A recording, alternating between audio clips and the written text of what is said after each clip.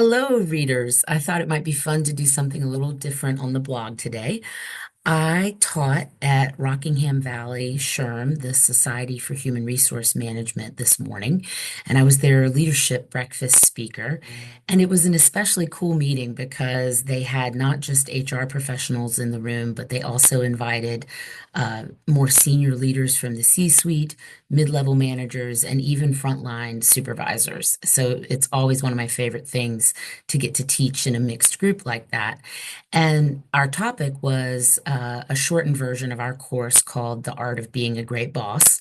And I covered what I always do, which are the 16 drivers of employee engagement, according to Gallup. And some of you may be thinking, wait, I thought there were 12.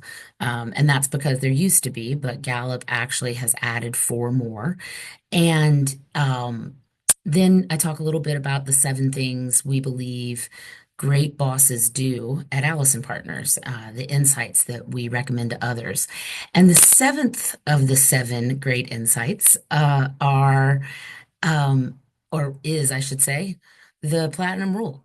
And so the platinum rule has been written about by many different people over the years, and it's generally grounded in the concept that the golden rule is wonderful. Of course, it crosses a lot of cultures, religions, ways of thinking about how to operate in the world, which is do unto others as you would have them do unto you. But the platinum rule says, do unto others as they would have you do unto them. So it means we should be communicating to people the way they need to be communicated to. We should be supervising them according to things that are important for the way they process information, take direction, appreciate getting feedback, rather than trying to be the boss we wish we had. And so there are definitely some general principles that I think apply for everybody that you're supervising. But that seventh insight that we share with people really says you're going to reach your full potential as a supervisor if you figure out who people are and adjust your management style for their needs rather than what you think they should need.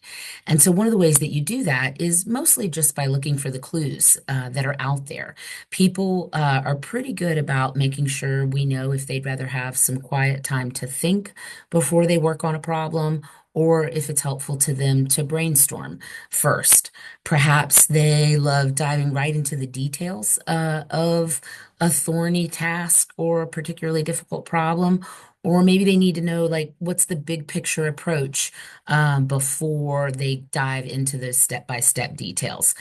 Right away, I've described some different ways of taking in energy and taking in information.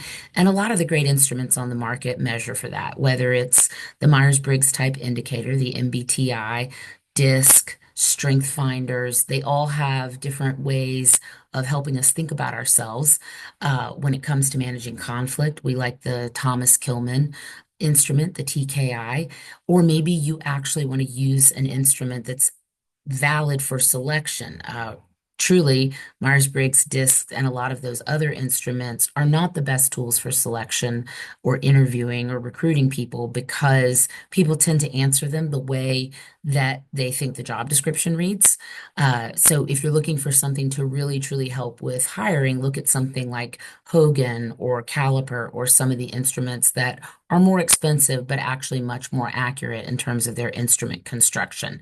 Definitely let me know if you want to learn more about that. But in the meantime, what I'm really trying to cover today is this concept of using instruments to know yourself and perhaps to help other people in the organization.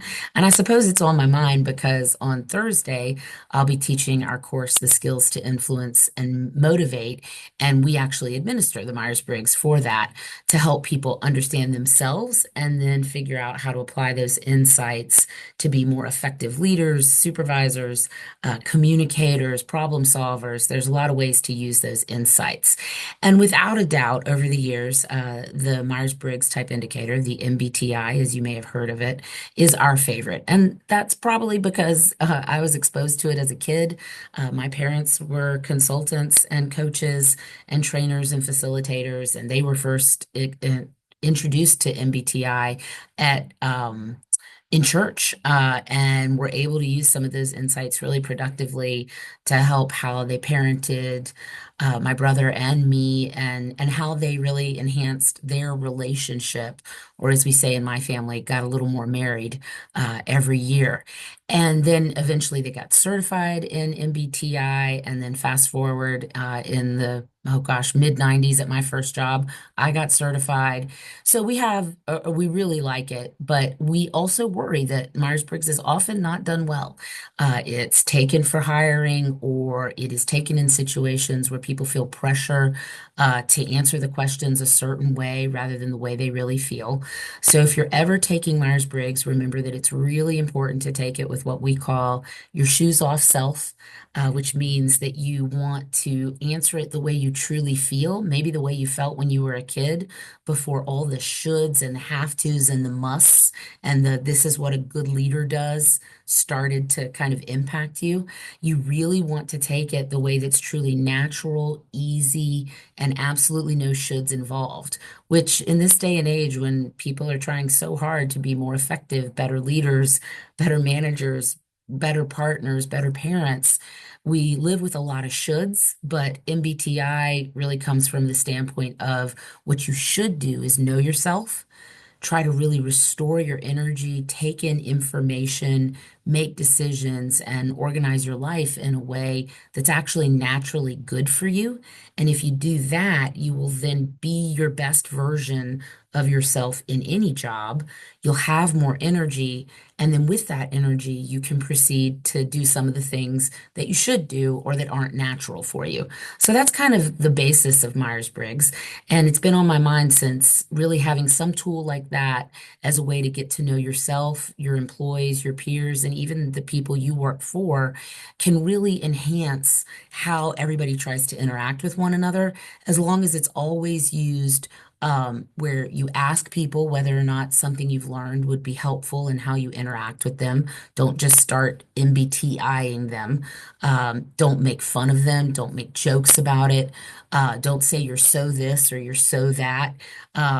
But use it as a way to be curious and have more empathy for each other.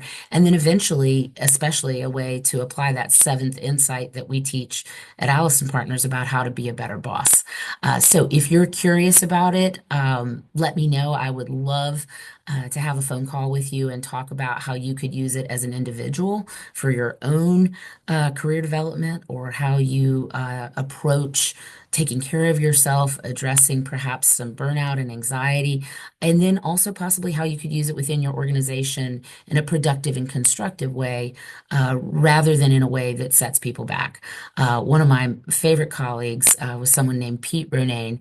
I met him when I was on the faculty of the Federal Executive Institute, and I quote him all the time because he says that Myers-Briggs is the most over-administered, under-explained instrument on the market.